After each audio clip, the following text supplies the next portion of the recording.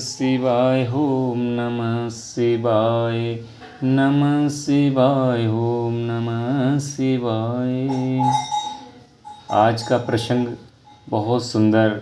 भगवान शिव और पार्वती का विवाह संपन्न हो रहा है। इस प्रसंग का आनंद उठाते हैं। बोली सकल सुर सादर लीने, सबहि यथोचित आसन दीने। वेदी वेद विदान सबारी, सुभग सुमंगल गावई नारी। सब देवताओं को आदर से बुलवा लिया और सबको यथोचित आसन दिए। वेद की रीति से वेदी सजाई गई और स्त्रियां सुंदर श्रेष्ठ मंगल गीत गाने लगी। सिंहासन अति दिव्य सुहावा, जाए न बरनी बिरंची बनावा। बेटे शिव विप्रन सिर नाई, हृदय सुमिरी निज प्रभु रघुराई। वेदिका पर एक अत्यंत सुंदर दिव्य सिंहासन था, जिसकी सुंदरता का वर्णन नहीं किया जा सकता, क्योंकि वह स्वयं ब्रह्मा जी का बनाया हुआ था। ब्राह्मणों को सिर नवाकर और हृदय में अपने स्वामी श्री रघुनाथ जी का स्मरण करके शिव जी उस सिंहासन पर बैठ गए। बहुरी मुनि ने उमा बुलाई, करी सिंगार सकीले आए। देखत रूप सकल सुर मोहे, बरने छवि अस जग कवि को है। फिर मुनीश्वरों ने पार्वती जी को बुलाया। सखियां श्रृंगार करके उन्हें ले आईं। पार्वती जी के रूप को देखते ही सब देवता मोहित हो गए। संसार में ऐसा कवि कौन है जो उस सुंदरता का वर्णन कर सके। जगदम्बिका जानी भव भामा, सुरन मनई मन कीन प्रणामा। सुंदरता मर जादु भवानी, जाहे ना कोटि कहूँ बदन बकानी। पार्वती जी को जगदम्बा और शिवजी की पत्नी समझकर देवताओं ने मन ही मन प्रणाम किया। भवानी जी सुंदरता की सीमा है, करोड़ों मुखों से भी उनकी शोभा नहीं कही जा सकती। कोटि कहूँ बदन नहीं बने बरनत, जग जननी शोभा महा। सकुचई कहत श्रुति शेष सारद, मंदमती तुलसी कहाँ। छवि खानी मातु भवानी, गबनी मंद्य मंडप शिव जहाँ। अब लोकी सकहि न सकुचि पति पद, कमल मन मधुकर तहाँ। जग जननी पार्वती जी की महान शोभा का वर्णन करोड़ों मुखों से करते नहीं बनता।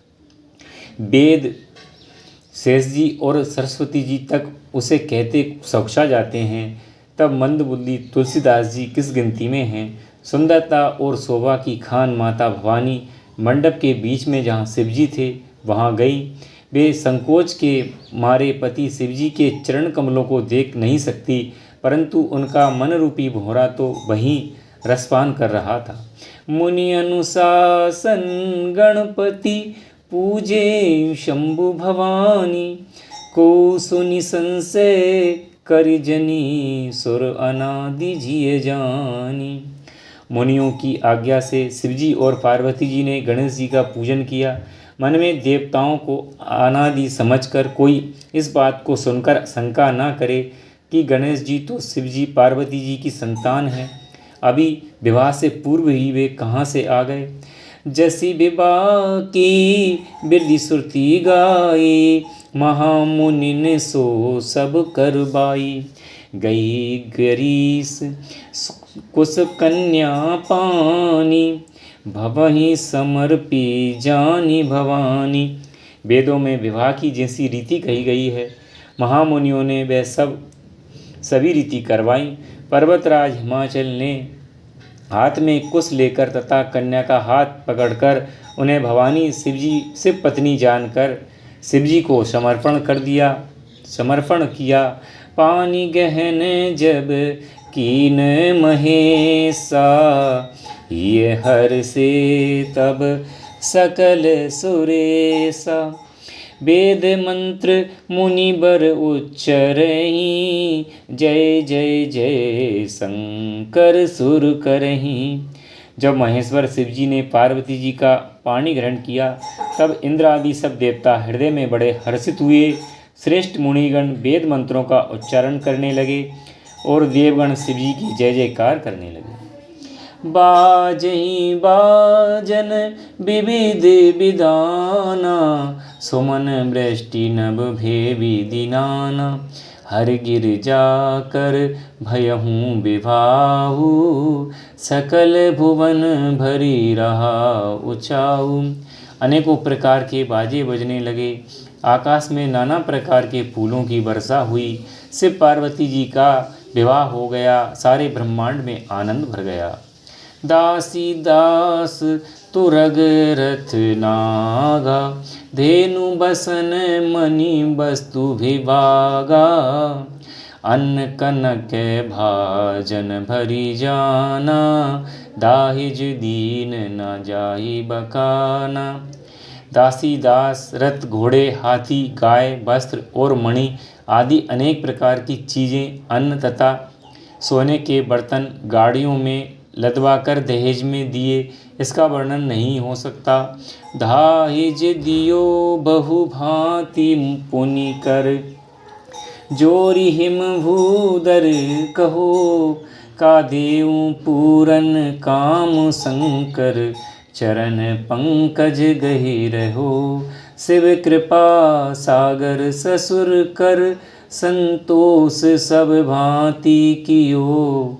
पुनि गए पद पाजोत मैना, प्रेम परिपूर्ण हियो। बहुत प्रकार का दहेज देकर फिर हाथ जोड़कर हिमाचल ने कहा कि हे शंकर जी, आप पूर्ण काम है, मैं आपको क्या दे सकता हूँ। इतना कहकर वे शिवजी के चरण कमल पकड़कर रह गए।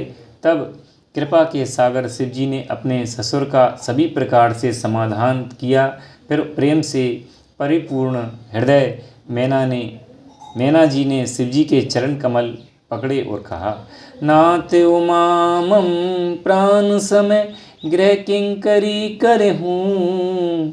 क्षम्यऊ सकल अपराध, अब होई प्रसन्न भर देहू। हे नाथ, ये उमा मुझे मेरे प्राणों के समान प्यारी है। आप इन्हें अपने घर की टहलनी बनाइएगा और इसके सब अपराधों को क्षमा करते रहिएगा। अब प्रसन्न होकर मुझे यही वर दीजिए। ऐसा मैना जी ने कहा।